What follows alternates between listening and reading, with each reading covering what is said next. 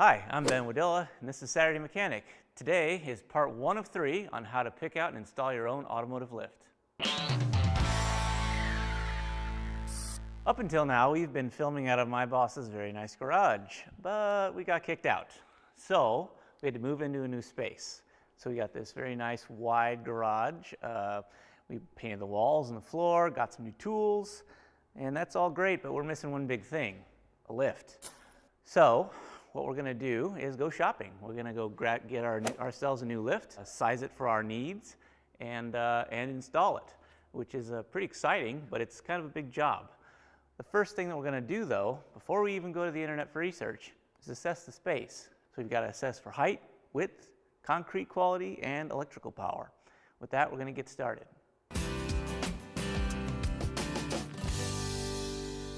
The most important thing to know when you go hunting for a lift is what's underneath it. What's the foundation? How's the concrete underneath it?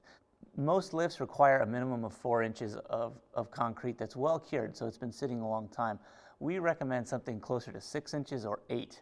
It's just better to have more always. Remember, you've got a car on top of this thing, so it's better to be a little bit safer than not. We have the specs on this building. We know that this is a 6-inch slab of concrete. However, if you're at home, it's a good idea to go drill a test hole. So what you do is you grab your drill and in a corner, make sure you've got a carbide tip first of all. In the corner, drill a hole until you feel it give, and that's probably right about where the concrete ends.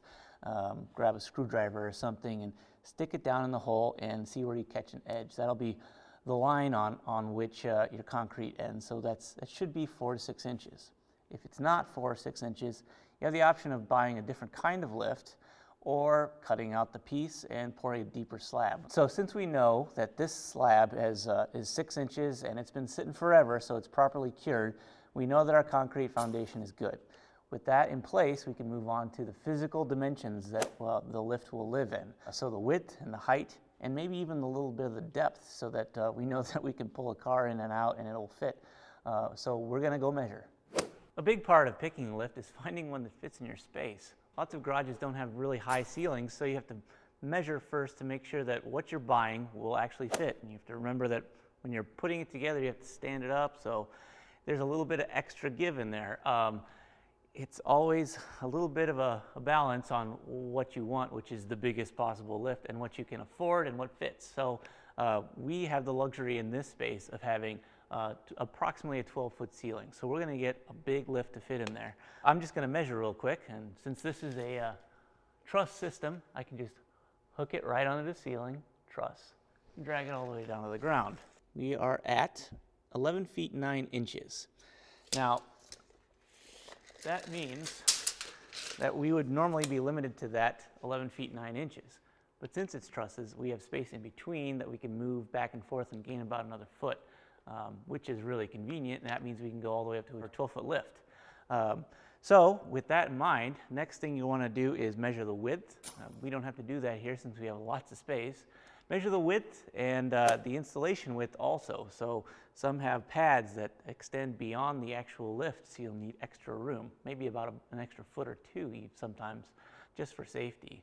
The other thing you might want to consider is the entryway, how your car is going to come in. If you pull it straight in, you can put it anywhere in your garage, but if you have to make a turn, make sure and consider how you have to place the lift in your garage in order to make it useful. Also, it's very important to remember these things are powered by electricity. We've got a nice big panel here that has everything all the way up to 480 volts. So that's way above what most houses have. Most houses have 220 service, and if you have that in your garage, great. You're gonna want a lift that has 220. If not, you might wanna step down to 120 if you can find one, or consider having a second line run into your garage with full 220 volt in it. Also remember that these things draw a lot of amperage, so 20 amp, 30 amp service in your garage for the breaker, that's probably a good idea. And remember, when you're having an electrician do this work, he's going to size the cable to handle all that power. So it might get a little expensive, but trust me, it is totally worth it.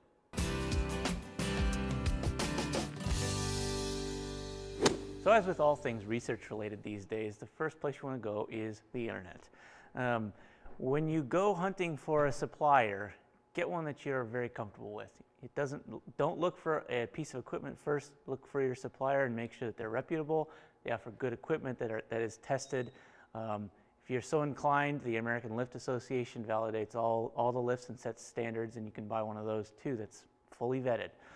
We've gone with this vendor who I've dealt with in the past, and I've used his lifts before, so I'm perfectly comfortable with this guy. When you find your vendor and you start shopping, remember there are lots of different types of lifts for every situation. We're going to aim for a 2-post lift. That's the most common. The 2-post has 2 posts, and they rise vertically with 4 arms that lift the vehicle.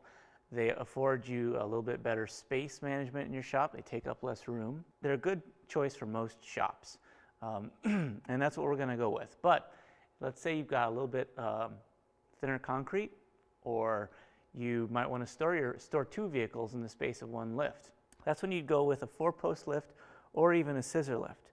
The 4-post has, as you would expect, 4 posts. That affords it a little bit better lifting capacity, a little bit more stability, and you just drive the vehicle right onto it and then lift. Because there are 4 posts and there's more material, they're going to be a little bit more expensive, but you can work with a little bit thinner concrete or more cracked concrete because these don't necessarily have to be bolted in. You can anchor them if you like. You can also put them on roller wheels and move them around the shop, which is kind of cool. There's also the scissor lift, and that one's more for just getting the vehicle off the ground. Let's say you want to do suspension work, or you want to change your wheels easier, do an oil change really easy. This is a basic entry-level lift. It also lets you work in a garage height that's kind of low.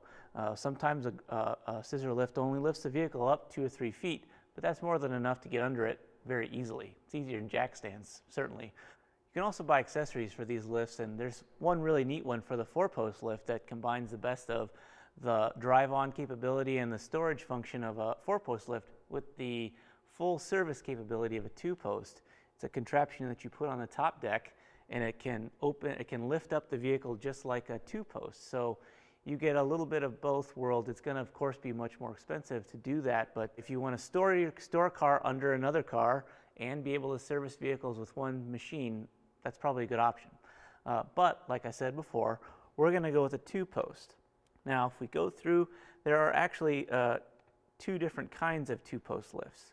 There's the underplate 2-post lift and the overplate 2-post lift. Now, that means basically when you put a post up, there's one hydraulic driver, one pump on one side. So you have to run cabling and hydraulic lines across to the other post, and it's a matter of how you do that. With an underplate lift, you run that down under the floor, which means you've got a little bump on the ground.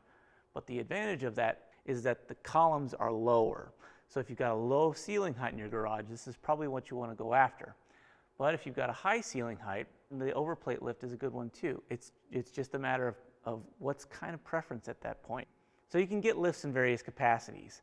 The lowest end is probably about 3,000 pounds, but it's not really worth your time to buy that and go through all the trouble of installing it, because most cars are bumping up on that weight right now. The home consumer, it's probably best to start around 7,000 pounds. That gets you in with your basic SUVs and pickup trucks. You never know what's going to roll into the popular mechanic's garage, so we're going to go a little bit big on this. We're going to go with a 9,000 pound lift. That's a little bit higher than the average lift. It'll be a little bit more expensive, but in the long run, it'll probably be worth it. We did some shopping around, compared all these different 2-post lifts that we have at our fingertips here, and we like this Atlas 9 OHSC overhead lift. So we're going to go ahead and order that. Remember too, when you're ordering them, there's going to be shipping involved unless you're right near one of the depots. And they are not light, so they're going to be put in a crate and they're going to be shipped, and it's going to be a little bit more expensive than just the list price here. When your lift arrives, you're going to want to have furniture dollies on hand or something that you can put it on and to roll them around. These things are, like I said, not light, and you don't want to leave it in your driveway. So having a dolly or a set of dollies that the truck can put it on and just roll it up your driveway into your garage is really a great idea. After that, it's really just a matter of reading through the instructions, getting prepped and getting ready to rock and roll. And just shop around, like I said. So that's it. We've got our lift picked out. It'll be on the way shortly. If you have any questions about picking your own lift out, make sure to leave those questions in the comments below. In the next episode, we're going to put this piece together.